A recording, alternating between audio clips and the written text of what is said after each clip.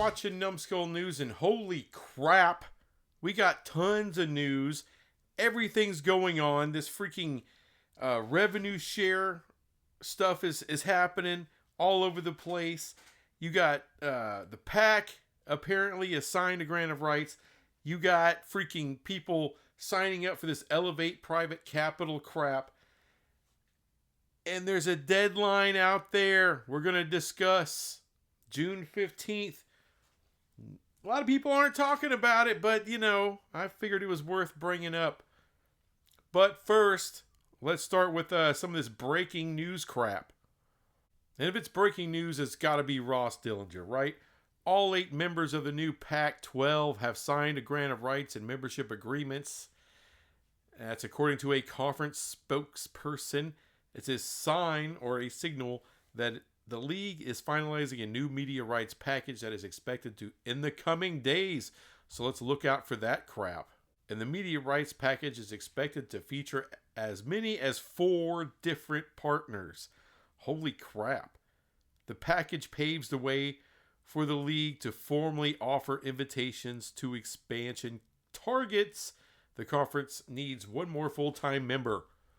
In other news, UCLA AD Martin Jarmond tells Yahoo Sports that the school has not agreed to a private equity partnership with Elevate. I thought they did.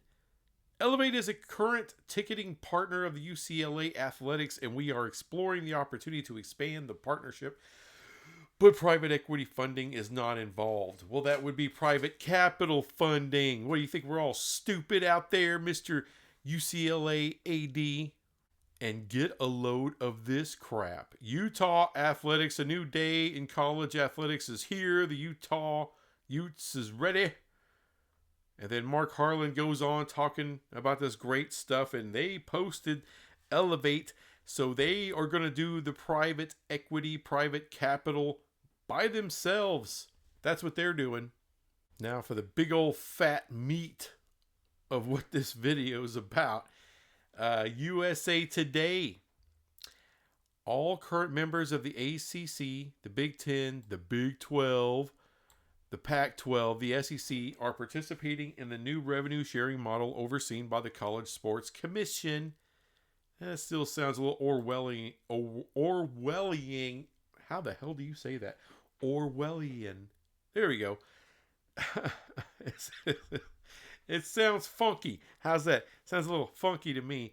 Yeah, they're going to opt into that. Division I schools from other conferences can choose to opt in to revenue sharing and must formally do so by June 15th, at which point a full list of participating schools will be made public. Each year, schools outside the ACC, Big 10, Big 12, Pac-12, and SEC will have the option to opt into or out of revenue sharing. These schools must notify the NCAA if they will opt into or opt out of revenue sharing. Good Lord. For the upcoming academic year by March 1st of each year. In order to opt out, the institution must have fulfilled any relevant obligations to student athletes, and all revenue sharing or incremental increases in scholarship must cease. I don't know what it means with Utah going with Elevate. I'm assuming maybe more Big 12 schools will do so. All I know is this June 15th deadline is freaking huge. Not for the Power 4 or the former Power 5 with the Pac-12, because apparently they are all opting in, according to everything that I've read. But the G5 schools have to opt in as well. Which means if they... And I thought, okay, well, what happens if they decide not to opt in? They don't have an extra $20 million laying around. What are they going to do? Well, that means that they cannot pay their players. Ooh. So, in a time which, and some of these G5s can pay a couple of their players, but they're not going to be able to do the revenue sharing, which means they're already not recruiting at a high level as it is. And that's just going to get way worse. That's what it says. It says they will never compete on any level with anybody in the power conferences or the PAC. Let's put it that way. This does a lot of harm to the American. Think about that. Uh, I don't know. I mean, I guess Memphis could opt. We'll see who opts in and who doesn't. I don't want to overstate it just yet, but there's a lot of schools out there that can't afford this. And I know people have been talking about that for a while, but we've been so busy talking about Power 4 schools. This is the true breakaway here. Everyone talked about like a Power 4 breakaway. No, this is the real breakaway right here. I mean, they're still going to give them a opportunity, I guess, to get to the CFP, but as far as being considered, you know, anything in college football anymore or college sports, really, I mean, you're down there in the shits now if you can't sign up with this. And look, I know, I mean, it's not like Memphis is out there winning championships, but they probably do have the money with their FedEx stuff to opt in. But, you know, what about UTSA? What about UNT?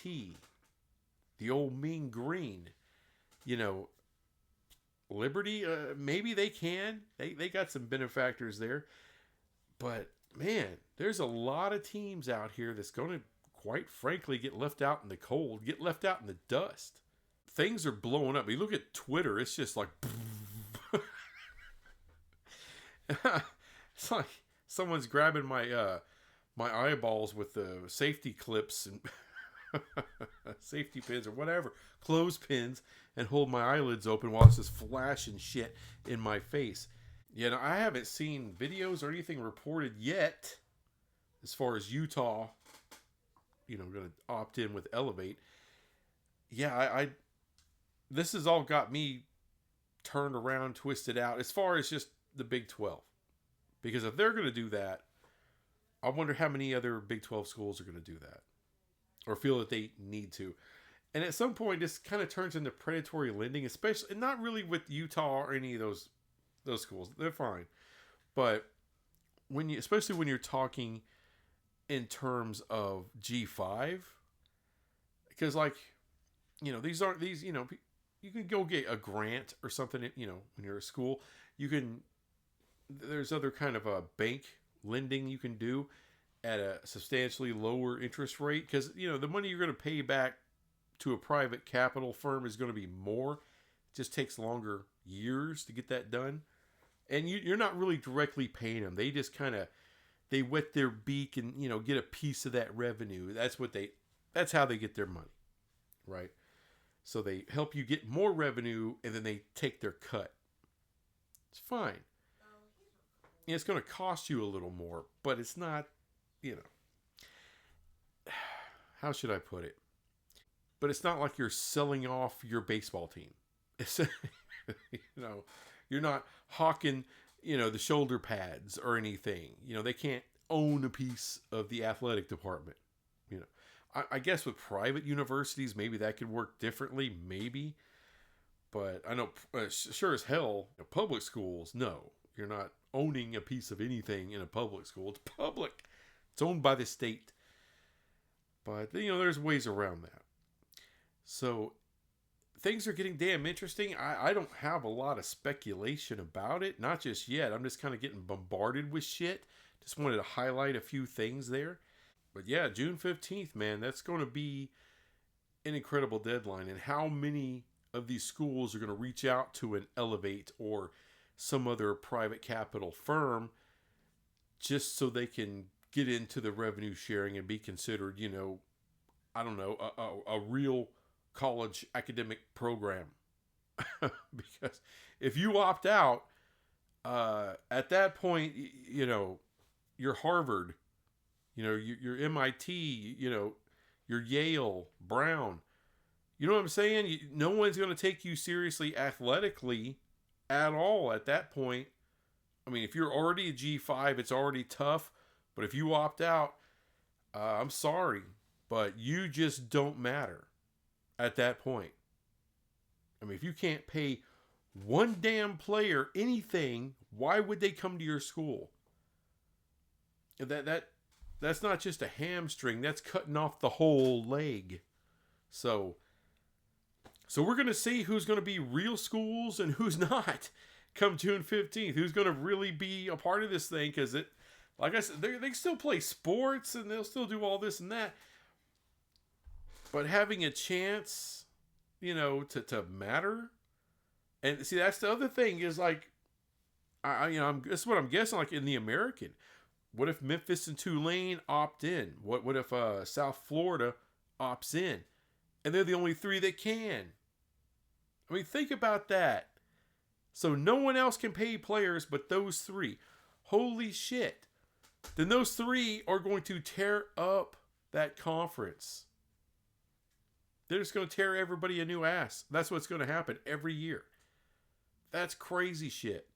That is literally crazy shit right there. So, we'll see what happens. You know what? Go ahead and subscribe. Find out with me. Get your mind blown. That's all I'm saying. So, June 15th is going to be the apocalypse for some people. So, get your lawn chair out. Get you a Mr. Pibb. And let's have some fun and watch this world blow up for some folks. As sick and disgusting as that is. You got to get your entertainment somewhere. Anyway. Thanks for watching this crap. I'll be back with some more crap later. Bye.